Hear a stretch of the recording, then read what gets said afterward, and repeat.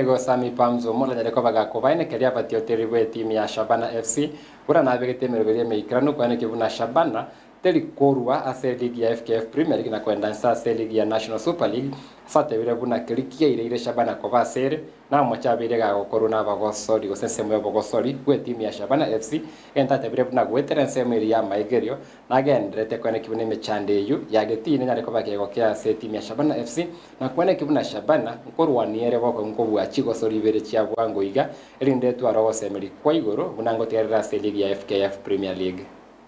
Sikuwa na wasiwasi ati timu itaenda NSL. Pale najua tutakuwa tunatoka. Sisi kitu tunahitaji tu ni win mbili peke yake. And then tutakuwa tumetoka pale. Na najua hiyo itafanyika. Manake KPL ukifanya mistake, ukifanya makosa kidogo unakuwa punished. Na ukiangalia hizo ndio vitu tumekuwa tunafanya. Makosa kidogo tumekuwa tunafanya, tunakuwa punished. Na hata ukiangalia dhidi ya Bandari ilikuwa hivyo hivyo, dhidi ya KCB ilikuwa hivyo hivyo.